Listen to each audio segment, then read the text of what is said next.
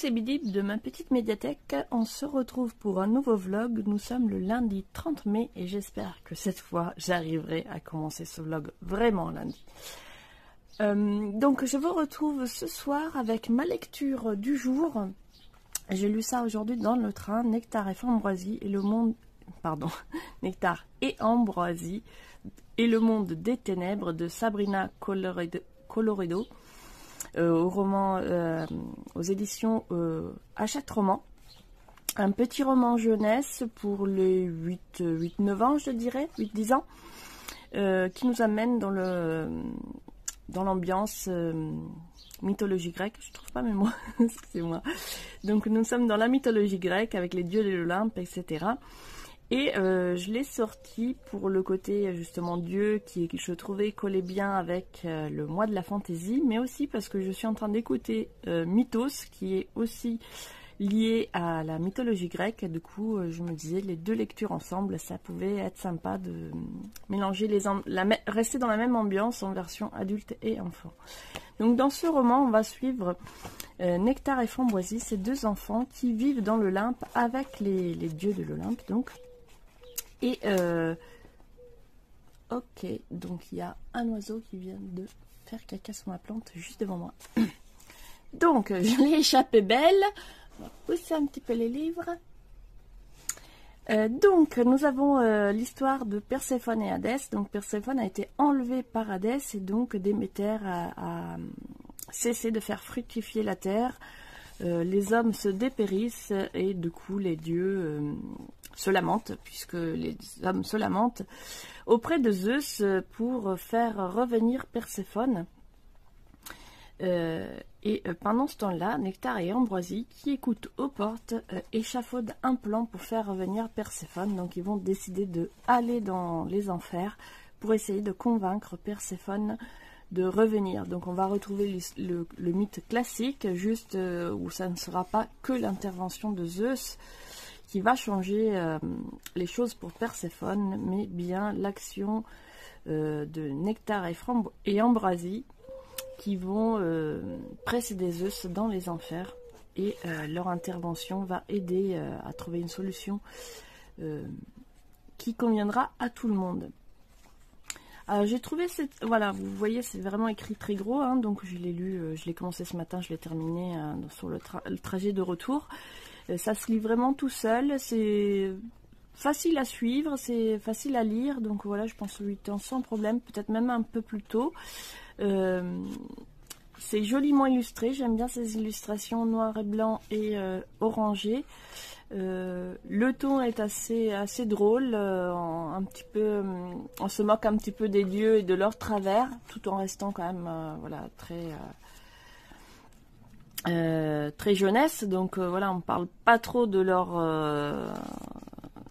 amours, on va dire, mais en même temps on n'est pas dans une version trop édulcorée. On va par exemple nous dire que Zeus a plein de maîtresses, que voilà, on n'est pas dans une version édulcorée, mais accessible aux enfants sans rentrer trop dans les détails scabreux.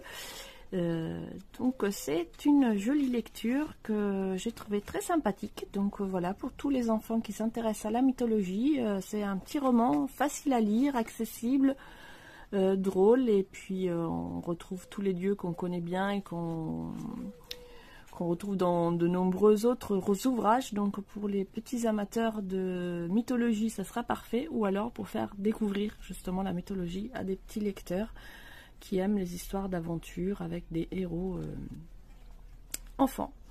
Une très jolie lecture que je regrette pas du tout d'avoir découvert. Je vais aussi vous présenter les nouveaux livres que j'ai récupérés aujourd'hui. D'abord avec deux ouvrages... Ah, ça bouge la table. Deux ouvrages trouvés dans une boîte à livres. Le Tour du monde en 80 jours de Jules Verne en version poche. J'ai hésité, je me suis demandé si j'avais pas déjà une vieille version quelque part, mais celui-ci il est assez récent. Il y a des illustrations, je la trouvais pas mal, donc je me suis dit que voilà, du Jules Verne dans sa bibliothèque, c'est toujours bien. Je ne l'ai pas encore lu, donc ça serait l'occasion de s'y mettre. J'ai également trouvé La faute de Laura Grimaldi. Il y avait tout un tas de romans policiers. Moi, j'aime bien les romans policiers, mais bizarrement, j'en lis très très peu. Du coup, je savais pas trop quoi choisir. Il y avait vraiment beaucoup de choses. J'imagine qu'il y avait des très bonnes choses, mais comme j'y connais rien, je savais pas trop quoi choisir. Et celui-ci, je l'ai pris clairement. Ce qui a attiré mon attention, c'est avant tout l'édition, parce que c'est une édition poche que j'aime bien. Et je sais plus comment ça se prononce. Métallier.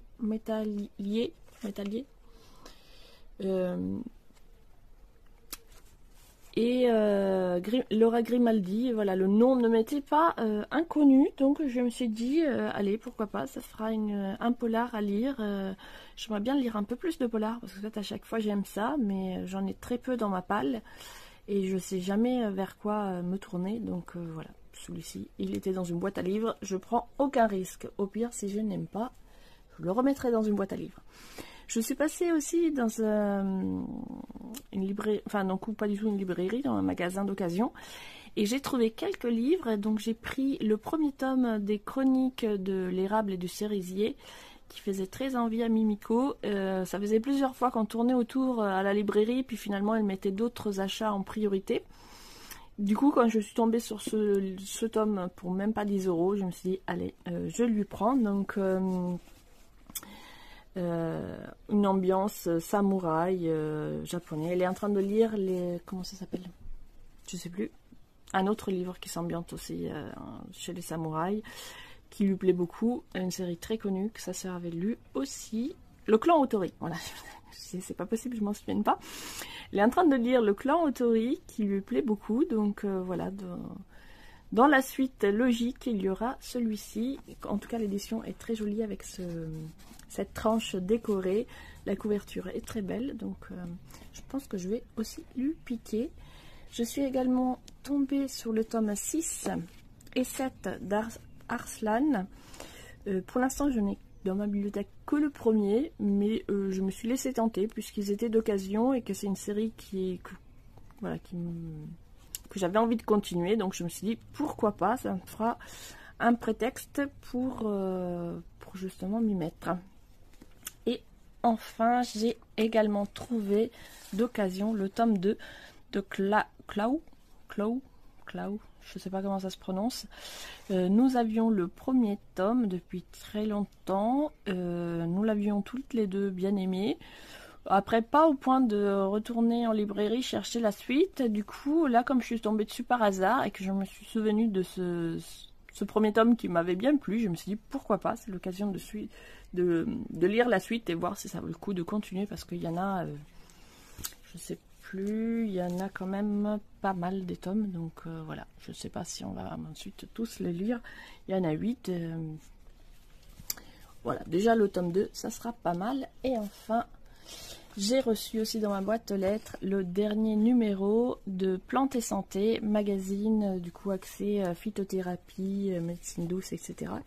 auquel je me suis abonnée depuis quelques mois, depuis le début de l'année là, et que j'aime bien. Donc voilà, je ne l'ai pas encore feuilleté là, vraiment je viens de le sortir de la boîte aux lettres et de le sortir de son blister. D'ailleurs, c'est quand même un empaquetage plastique.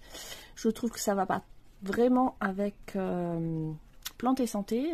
Ça serait sympa qu'il passe à un emballage papier, ou alors pourquoi pas carrément pas d'emballage du tout. Par exemple, le 4 saisons, je le reçois maintenant, il n'y a plus d'emballage, mon adresse est directement écrite à l'arrière sur un espace prévu à cet effet, et je trouve ça très bien.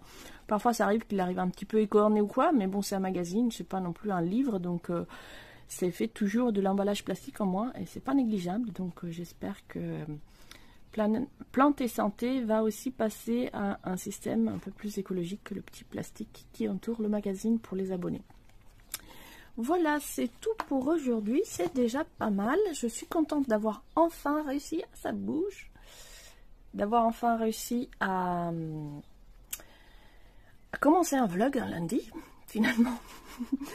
Et puis je pense que voilà, demain je suis pas sûre d'avoir le temps, mais voilà, je vais essayer d'avancer dans mes lectures et vous faire un petit update rapidement. Coucou, nous sommes mardi. Ah non, Hera, pardon. Donc je disais, nous sommes mardi. Je viens tout juste de rentrer du travail. J'en profite de me mettre en terrasse pour vous faire les updates du jour. Hera vient un petit peu perturber cette vidéo, mais j'espère que ça ira. Donc déjà, je voulais vous parler de la lecture que j'ai fait hier soir. Donc j'ai lu les 3 tomes de In et le Dragon. Donc j'avais déjà lu les 2 premiers, mais je n'avais pas encore pris le temps de lire le dernier tome. Du coup, j'ai tout relu pour me remettre dans le bain. Donc nous sommes à Shanghai en 1937, alors que les Japonais envahissent la Chine. Et In est une petite fille qui vit avec son grand-père, orpheline de ses 2 parents. Elle vit donc avec ce grand-père pêcheur dans des conditions très très modestes.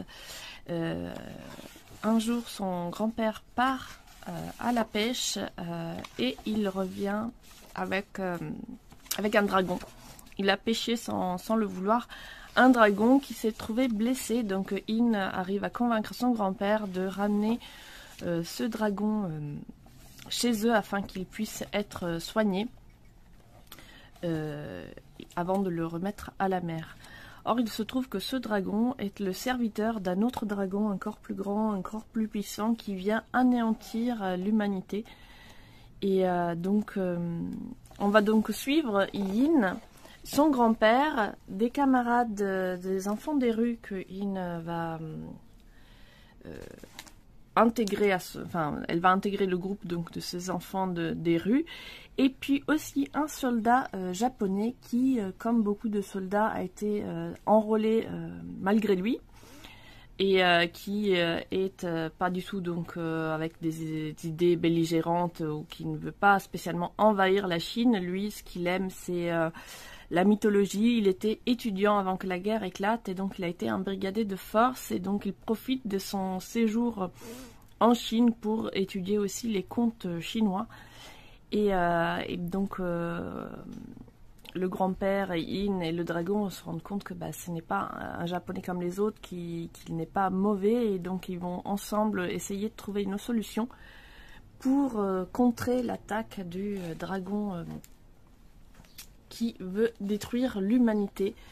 Et je ne connaissais pas du tout cette histoire de dragon. Ça m'a l'air vraiment très empreint de mythologie, donc je pense que ça doit être un conte qui existe vraiment, une légende qui existe vraiment. Faudrait que je m'en renseigne. Les dragons comme ça, asiatiques, je connaissais bien sûr, mais cette histoire-là avec le dragon qui revient pour détruire l'humanité, je ne connaissais pas. Je pense que c'est une légende existante, donc je vais me renseigner. En tout cas, j'adore cette bande dessinée, j'aime beaucoup, je vous montre juste quelques pages pour pas trop spoiler, mais voilà. J'aime beaucoup le dessin, tout en rondeur, j'aime beaucoup les couleurs, et les personnages sont touchants. L'histoire se conclut en simplement 3 tomes, donc voilà, c'est pas trop long, et c'est très chouette. Et en même temps, on est dans la mythologie, mais il y a aussi l'histoire avec la Deuxième Guerre mondiale et les Japonais en Chine, donc un pan de l'histoire de la Deuxième Guerre mondiale qu'on connaît beaucoup moins dans nos contrées, et c'est intéressant de l'aborder du coup en bande dessinée. Autre bande dessinée qui aborde la même période, qui s'adresse également à des enfants, c'est... Mince, j'ai le nom sous le bout de la langue, ça va pas me revenir. C'est une bande dessinée en format à l'italienne. Bon, c'est pas grave, ça me reviendra, là ça me vient pas, mais en tout cas c'est aussi une très chouette bande dessinée, et on retrouve un dessin un petit peu en rondeur comme ça. Alors, côté roman, je suis toujours dans American Gods, et je crois que je vais arrêter, je vais laisser tomber. C'est pas que l'histoire ne m'intéresse pas, mais c'est assez lent. L'édition que j'ai est très justifiée, très dense, en format poche, il n'y a pas de marge, enfin pour moi c'est compliqué. J'arrive pas, je rame, j'avance très très lentement, il me faut 1 heure pour lire 4 pages, c'est assez insupportable. Du coup, je pense que je vais mettre en pause cette lecture. Ce qui m'intéresse dedans, c'était de rencontrer tous les dieux, mais la narration est quand même très lente. Là, en 160 pages, il se passe pas grand chose finalement. On rencontre 2 dieux, etc. Mais il n'y a pas vraiment d'action. Du coup, c'est difficile de rester accroché. Donc voilà, l'histoire m'intéresse, mais au bout de, je sais pas, ça doit faire 3 semaines que je suis dedans, et 3 semaines, 160 pages, voilà, moi j'ai envie d'autre chose, au fait. J'aime bien quand ça s'enchaîne rapidement. Donc là, je sais pas si je vais l'arrêter ou si je vais faire juste une pause. La dernière fois, j'ai mis un livre en pause, c'était il y a un mois, et je l'ai toujours pas repris, donc... j'ose plus dire que je vais le mettre en pause. Mais en tout cas, voilà, je vais arrêter là pour l'instant parce que ça me prend la tête. C'est très frustrant de pas avancer, en fait. Et comme j'avais envie, du coup, d'enchaîner des lectures rapides pour compenser cette lecture qui me prend trop de temps, j'ai sorti de ma palle du mois de mai. Je l'aurais pas fini ce soir parce que j'ai pas envie de le lire ce soir. Je l'ai déjà lu dans le train. Je pourrais le finir ce soir parce qu'il me reste pas grand-chose. Puis c'est écrit gros pour le coup. Mais je me le garde pour faire la transition entre la fantaisie de mai et le mois de juin. Donc c'est L'apprenti conteur, où on découvre les aventures de Pierre, le fils de Charles Perrault, qui part chez son oncle à la campagne et qui va écrire donc les fameux contes de Charles Perrault. Ce serait son fils qui les aurait écrits. Donc j'ai lu pas tout à fait la moitié, mais presque, je pense. Je trouve ça très chouette. Alors déjà l'édition, je vous montre un petit peu. Il y a il y a des petits extraits de contes et il y a des illustrations en noir et blanc qui rappellent un petit peu une ambiance de gravure. J'aime beaucoup. Donc on découvre les contes, mais par des clins d'œil. C'est-à-dire que par exemple Pierre va rencontrer une fillette qui a un chaperon, il va rencontrer un homme qui fait penser au loup, il va rencontrer une lavandière qui va lui inspirer le conte des fées. Voilà, donc c'est toujours par des détails détournés. Par exemple, il y a des bottes et il y a un chat, mais ce n'est pas ce n'est pas vraiment les contes qu'il va vivre, mais des événements qui vont lui inspirer ses contes, et c'est très bien trouvé parce que du coup ça nous donne aussi un jeu de pistes. Par exemple, quand il rencontre cet homme tout habillé de noir, on pense au loup, mais j'ai pensé aussi à Barbe Bleue.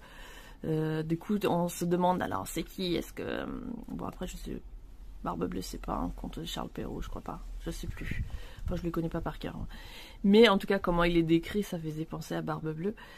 Et du coup, c'est rigolo, quoi. On a des jeux de pistes comme ça, on se demande quel conte est rattaché à ce personnage, et c'est assez rigolo. Par exemple, quand on rencontre le valet, j'ai tout de suite pensé à un conte, et effectivement, quand on nous donne le prénom du valet, c'était bien le conte auquel je pensais. Donc c'est un jeu de pistes assez amusant à faire. En tout cas, je prends beaucoup de plaisir. Ça correspond bien à mon humeur en ce moment là, j'ai du mal à me concentrer, donc voilà, livre écrit gros, léger pour les enfants, c'est parfait, ça me permet d'avancer un petit peu, de sortir de cette frustration de ne pas réussir à avancer dans mes lectures. Et puis je suis encore passée à la boîte à livres et j'ai trouvé encore 2 petites choses. Ce très très vieux livre, il n'y a même plus la couverture, Les religions d'Asie, mais je l'ai pris parce que déjà le sujet je trouve ça intéressant, et puis c'est une vieille édition mais hyper richement illustrée, donc voilà, je me suis dit que si le contenu, je l'ai pas lu, je l'ai juste feuilleté comme ça, mais je me suis dit que si le contenu est peut-être un peu vieillot, je ne sais pas, je le garderai quand même pour utiliser les images. J'aime bien faire du scrapbooking avec des vieux livres, donc voilà, je trouvais que c'était un objet assez rigolo, insolite à trouver dans une boîte à livres. Et puis en même temps, le sujet, je le trouve intéressant, donc peut-être qu'avant de le massacrer, je vais y jeter un coup d'œil un peu plus attentif. Et j'ai aussi trouvé Le parapluie de la discorde, donc un cozy mystery de Sylvie Baron. Enfin, je dis un cozy mystery, en fait, j'en sais rien. Je connais pas, mais d'après ce que la 4e de couverture m'inspire, j'ai l'impression que voilà, ça va être une enquête un petit peu à la Cozy Mystery. Et je ne sais pas si vous connaissez cette autrice, dites-moi en commentaire ce que vous en avez pensé. En tout cas, voilà, je disais hier que je voulais lire un petit peu plus de polar. Celui-ci m'a fait envie par sa couverture. Et donc je me suis dit, pourquoi pas.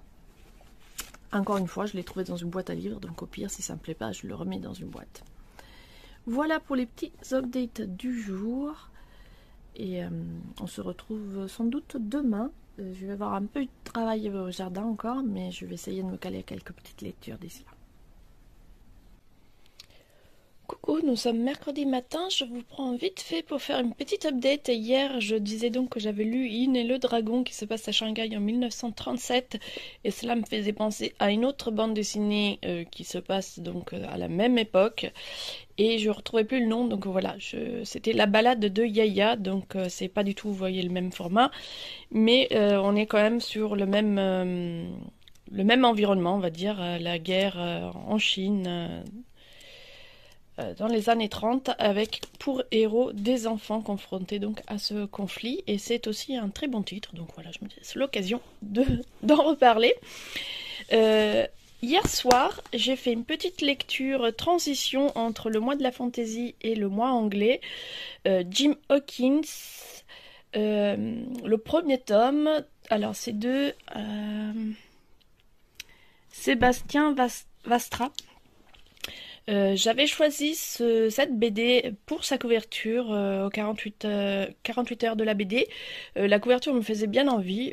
J'avais pas du tout fait le lien en fait avec le titre. Voilà, du coup, quand il a fallu choisir des lectures pour le mois de la fantaisie, je me suis dit tiens, il y a des pirates, c'est des personnages anthropomorphes, pourquoi pas, ça peut fonctionner. Alors finalement, en le lisant hier soir, je me suis rendu compte que c'est une adaptation de L'île au trésor. Donc rien à voir avec la fantaisie. Mais bon, voilà, ça marche quand même parce que les personnages sont anthropomorphiques et puis c'est pas grave, l'important c'est de se faire plaisir. En tout cas, voilà, comme ça je passe tranquillement vers la littérature anglaise, quoique je crois que Stevenson n'est pas anglais mais irlandais, je sais plus. Mais enfin, voilà, littérature britannique on va dire. Voici pour les petits updates de mes lectures de hier soir. Hera veut encore faire participer à la vidéo. Donc là, tout à l'heure, je vais préparer ma palle justement pour le mois anglais. Enfin, j'ai déjà fait une liste, mais je vais faire une petite vidéo pour vous la présenter. Et puis, je voudrais aussi faire un bilan sur le mois de la fantaisie pour voir qu'est-ce que j'ai lu par rapport à ce que j'avais prévu. Allez, on se retrouve plus tard. Coucou, nous sommes le vendredi 3 et j'ai plein de trucs à vous montrer. Je vais commencer par un update lecture. Hier, dans le train, j'ai commencé ma première lecture pour le mois anglais organisé par Titine et Lou. J'ai fait d'ailleurs une vidéo pâle que je vous mettrai quelque part.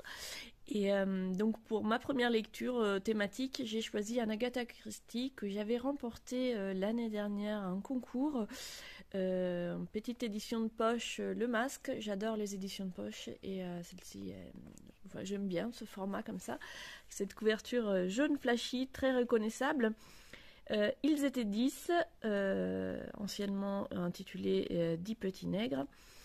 Je ne connais pas cette œuvre, alors je vais faire un gros plan, et en réalité, je n'ai jamais lu d'Agatha Christie. Alors bien sûr, je connais parce qu'il y a beaucoup de ses œuvres, notamment les Hercule Poirot, qui ont été adaptées au cinéma ou en série, donc j'en ai vu beaucoup, donc son univers ne m'est pas inconnu, mais par contre je ne l'ai encore jamais lu, donc je me suis dit que c'était l'occasion rêvée. Donc là j'ai commencé hier dans le train de retour, donc j'en suis à la page 32.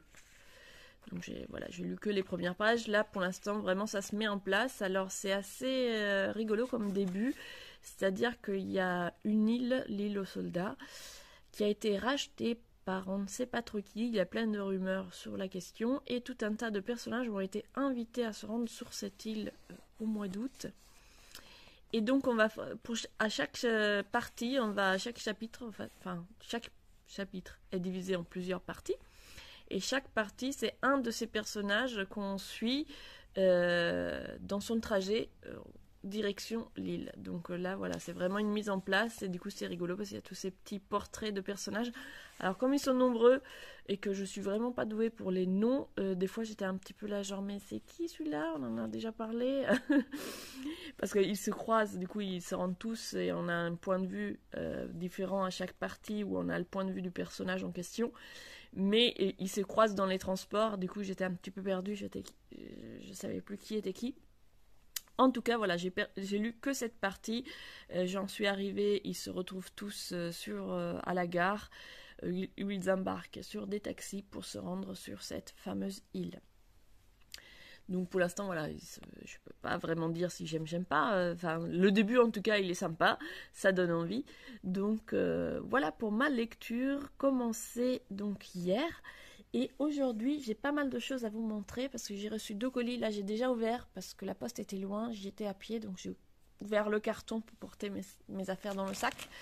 Mais j'ai reçu aussi une commande de fil. Je parle pas beaucoup de crochet dans ces vlogs, mais j'adore ça, je fais beaucoup de crochet et là je viens de faire une commande chez Hobby, c'est ma première commande chez eux, donc voilà, j'étais très excitée à l'idée de les recevoir. J'ai choisi du coup cette couleur, c'est pas moi qui l'ai choisie, c'est pour faire une robe d'été à ma grande fille, et là c'est du marron tout en coton parce que c'est pour faire des vêtements de...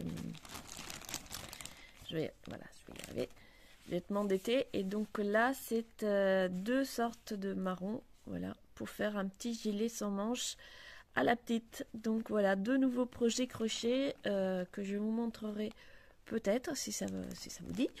En tout cas, j'étais très excitée à l'idée de recevoir ce nouvelle laine, j'aime beaucoup ce dégradé, et maintenant j'ai hâte de voir qu'est-ce que ça va donner en les tricotant. Donc voilà, du coton pour des vêtements d'été. Ah oui, et du coup j'ai craqué aussi pour une autre couleur, tant qu'à faire la commande, j'ai pris aussi celui-ci, ce bleu dégradé. Pour moi, je sais pas trop encore qu'est-ce que je vais faire. Est-ce que je vais partir sur un petit pull d'été ou est-ce que je vais partir sur une petite robe?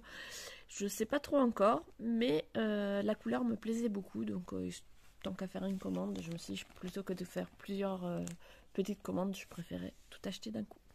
Voici pour ce qui est de la laine. Maintenant, passons aux choses sérieuses, les livres. Donc, j'ai reçu un colis de l'école des loisirs et rue des Sèvres. Je suis très contente. Alors, j'ai pas encore regardé. J'ai voulu regarder ça en même temps que vous.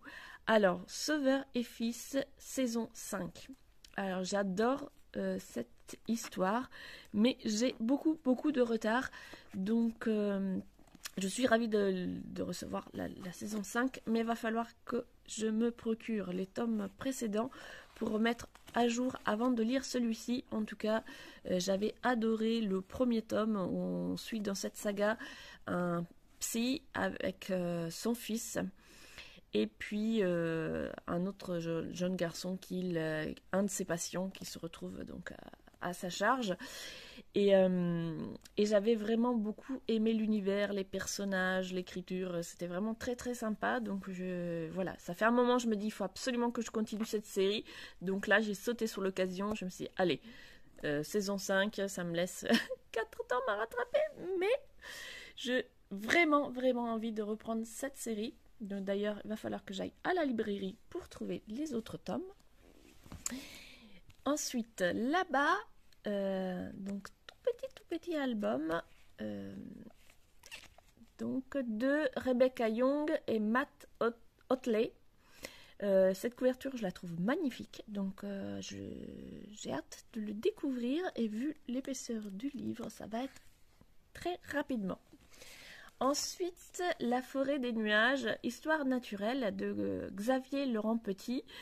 Dans cette série, enfin du coup c'est pas vraiment une série puisque c'est plutôt une collection, on va dire, puisque chaque roman est une histoire unique, mais il y a plusieurs romans dans cette même collection avec toujours comme sous-titre histoire naturelle. Donc il s'agit de romans mettant en valeur la nature, avec donc toujours une petite histoire autour, mais qui tourne autour de la nature, etc.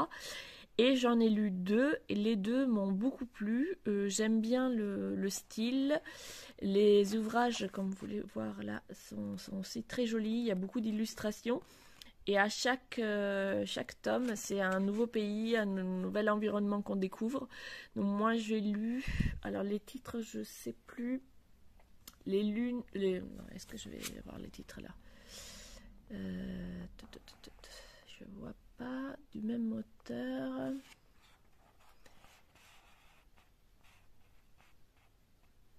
Non, je les trouve pas. Ah oui, voilà, c'est ça. Les loups au clair de lune, j'ai lu. Donc ça se passe dans le sud de l'Australie. Je l'avais beaucoup aimé. Les personnages, c'est du coup une petite fille et sa grand-mère. Donc c'était vraiment très féminin.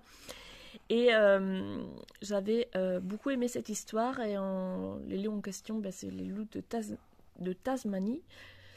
Et du coup, c'était intéressant. C'était voilà, une nature que je ne connais pas du tout, des personnages chouettes, originaux. Donc c'était une aventure très dépaysante. Ensuite, j'ai lu Mission Mammouth, et là, on part dans les steppes, dans le nord-est de l'URSS au début du XXe siècle. Et c'est avec une petite fille aussi comme héroïne qui apprend à chasser avec son père, etc. Et qui va servir de guide à des chercheurs qui viennent récupérer les ossements de mammouth. Et c'était une histoire aussi très très chouette, un environnement encore une fois que je ne connaissais pas du tout, cette région. Donc c'était vraiment intéressant de découvrir. On a du roman jeunesse, comme ça se laisse voir, vraiment pour les 10-11 ans, mais même si ça s'adresse à un public très jeune, moi j'ai pris plaisir à le lire. Je me suis vraiment régalée du style, et j'ai découvert plein de choses, j'ai appris plein de choses. Et moi j'adore quand on lit une histoire, qu'on y prend plaisir, qu'on est distrait, mais qu'en même temps on apprend des choses vraies. Enfin, je veux dire, soit l'histoire, soit la biologie. En tout cas, voilà. Du coup, c'est vraiment une collection que j'aime beaucoup, et je suis ravie de découvrir ce nouveau tome. Je ne sais pas trop où est-ce qu'on va partir cette fois, mais je suis sûre que je serai encore une fois dépaysée. Ah ben voilà, forêt de Bolivie. Donc voilà, ça serait chouette. Peut-être un environnement là pour le coup que je connais un peu mieux que les deux autres, mais quand même, je suis impatiente de découvrir à travers ce roman. Alors, ensuite, je vais y arriver. Juliane est une sirène de Jessica Love. Je l'ai déjà lu, mais je l'avais en format numérique, et comme j'adore, j'avais vraiment envie de l'avoir en format papier pour pouvoir le montrer, prendre des photos, etc. C'est vraiment très très chouette. J'adore le dessin. L'histoire, je l'ai trouvée vraiment très, très chouette aussi. Comme vous pouvez voir, il y a vraiment très peu de texte, mais les dessins parlent d'eux-mêmes.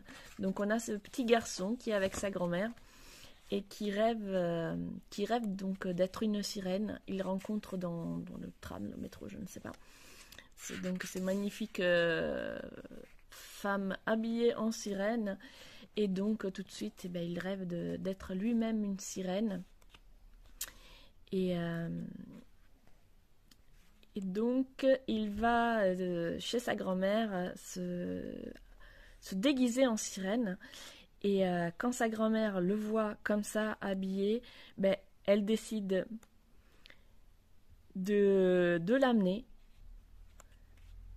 dans un défilé. Alors, attendez. Voilà. Dans un défilé où il ne sera pas le seul à être habillé en magnifique sirène.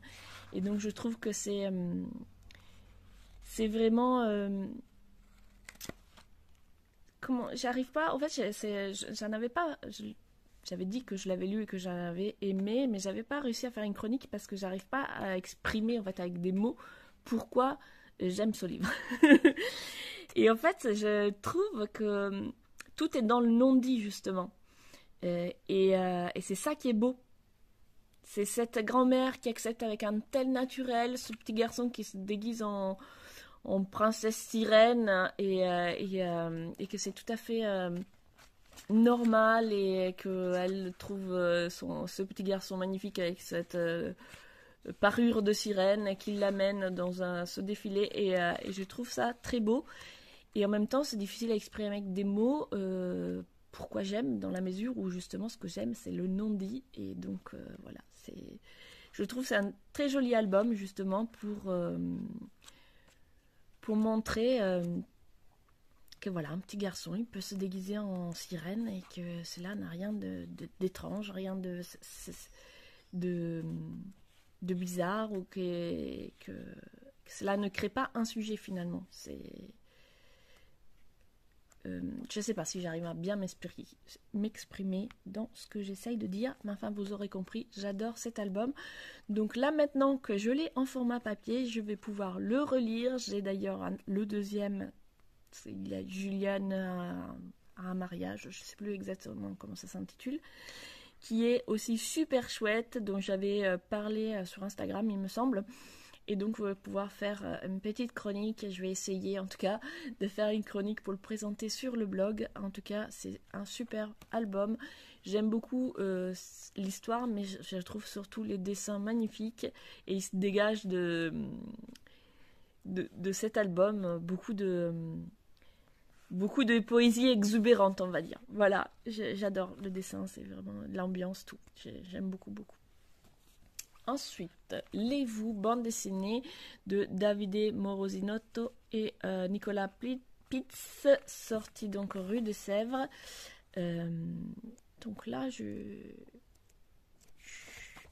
vous mets la 4e de couverture.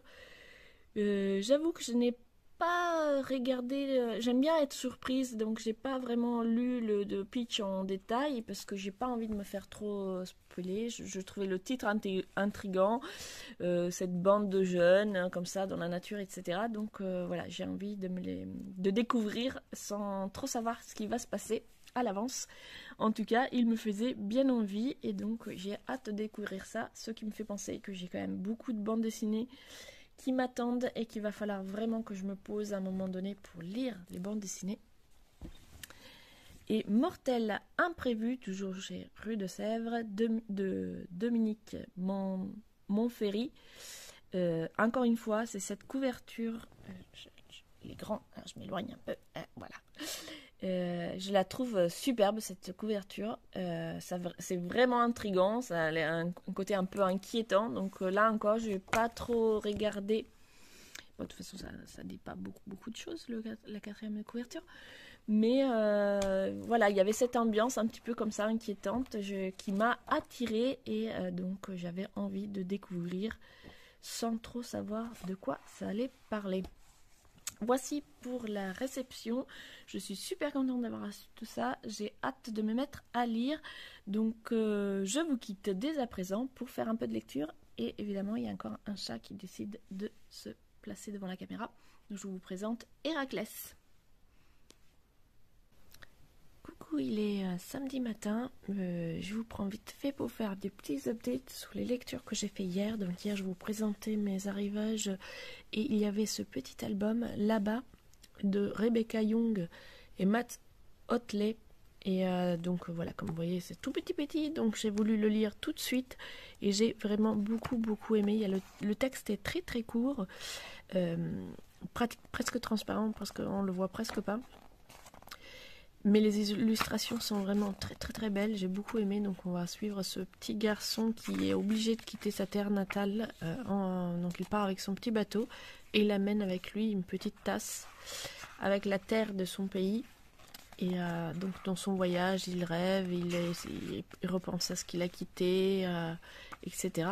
Et puis un jour, dans cette petite tasse, il y a un petit germe qui commence à pousser et ça donne un arbre. Et c'est très poétique, on ne sait pas trop, est-ce que c'est l'exil, est-ce que c'est est-ce que c'est seulement partir à l'aventure, grandir parce qu'on quitte l'enfance. Je ne sais pas si c'est métaphorique ou si c'est vraiment quitter son pays par la migration, mais je l'ai trouvé vraiment très beau, très poétique. Les illustrations sont vraiment très belles. Voilà, regardez. Je ne sais pas si à l'image ça rend super bien, mais je les trouve vraiment magnifiques, ces illustrations.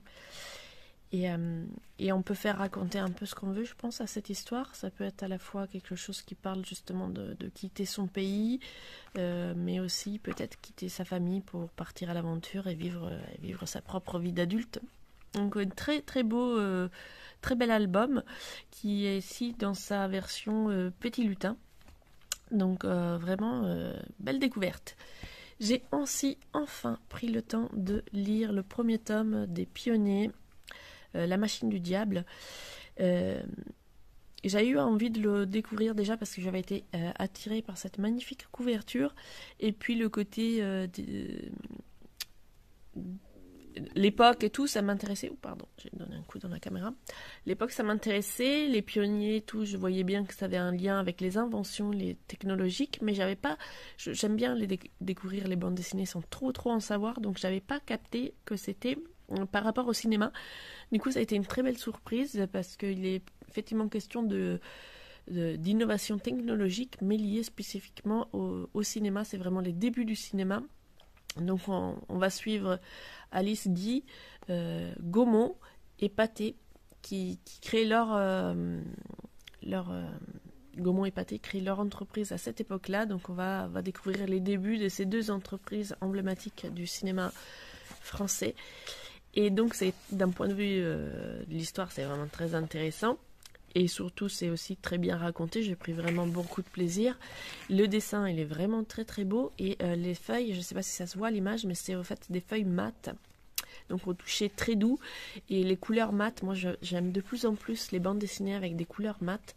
Et donc là, j'ai vraiment tout ce que j'aime, quoi. Alors la mise en page, vous voyez, est très classique. Mais j'aime beaucoup le dessin, la mise en couleur. Et l'histoire est super intéressante. De découvrir comment ces deux entreprises de cinéma sont nées, comment elles ont évolué au fil du temps, comment on passe des premières machines à faire des images qui bougent au film avec mise en scène, etc. Donc c'est vraiment très intéressant. Si vous aimez les récits d'époque et le cinéma, c'est vraiment, je vous recommande cette lecture. Très chouette découverte. J'ai tout aimé, le dessin, l'histoire, tout. Voilà pour ce qui était des lectures que j'ai fait hier. Donc je vous retrouverai, je pense, demain pour le mot de la fin avant de conclure ce vlog. Coucou, nous sommes dimanche, petit mot de la fin. Je vais vous parler de la balade de Yaya que j'avais comparée avec In et le dragon. Et du coup, ça m'a donné envie de le relire. D'ailleurs, j'ai une très jolie dédicace sur celui-ci. J'ai le premier tome. Dans ce premier tome, on découvre donc les deux personnages, Tuduo, un petit garçon acrobate des rues, Yaya, une petite fille bourgeoise un petit peu gâtée. Et la guerre est sur le point d'éclater. Yaya doit participer à un concours, mais évidemment c'est annulé puisque la ville va se faire bombarder. Sauf qu'elle n'en fait qu'à sa tête et elle décide de fausser compagnie à ses parents pour aller à son fameux concours. Pendant ce temps-là, Tuduo cherche à s'enfuir de là où il est retenu et exploité. Et les deux enfants vont se croiser dans la ville qui se fait bombarder et ils vont essayer de s'enfuir ensemble. Donc ce premier tome, c'est vraiment la mise en place, ça va très vite, mais ça donne déjà l'ambiance. Donc on est en plein dans la guerre, mais aussi avec je trouve pas mes mots. L'exploitation des enfants, etc. Dans les rues. Il y a les grosses différences aussi sociales entre les Yaya qui vient d'une famille très riche et Tuduo qui est un gamin des rues orphelin. Donc voilà, que dire de plus? J'adore le dessin. Alors j'ai un peu le reflet de la fenêtre. C'est, je vais prendre, voilà. Les dessins sont très ronds. Moi, ça me fait un petit peu penser à Pogno sur la falaise au niveau des dessins, tout en rondeur comme ça. Les couleurs, j'aime beaucoup aussi. Alors là, le papier, il est brillant, donc ça fait des reflets. Par contre, les couleurs sont assez mates, je sais pas, couleurs un peu pastel, un peu que j'aime beaucoup. Donc on a aussi une alternance, vous voyez, dans des ambiances, par exemple avec Tuduo, des ambiances plutôt vertes, alors que c'est plutôt rouge orangé pour Yaya. Et ça donne un petit côté un peu plus intéressant. Bon, j'arrive pas à trouver mes mots. C'était juste pour vous montrer, voilà, que j'ai relu ce premier tome. Je n'ai pas les autres dans ma bibliothèque, donc comme j'ai envie d'en parler dans un billet autour de 3 lectures sur Shanghai en 1937. Je vais emprunter les autres tomes à la bibliothèque afin de les relire parce que je les ai déjà lus, mais je veux bien me remémorer un petit peu l'histoire avant de faire mon billet. Et j'ai une troisième lecture donc à faire que je ferai sans doute la semaine prochaine. Ce vlog se termine là pour cette semaine. Il est beaucoup plus long que d'habitude, donc merci à ceux qui sont encore là à la conclusion. J'espère qu'il vous a plu. N'hésitez pas à laisser un commentaire, à vous abonner, à mettre un petit pouce, ça fait toujours plaisir. Et on se retrouve la semaine prochaine.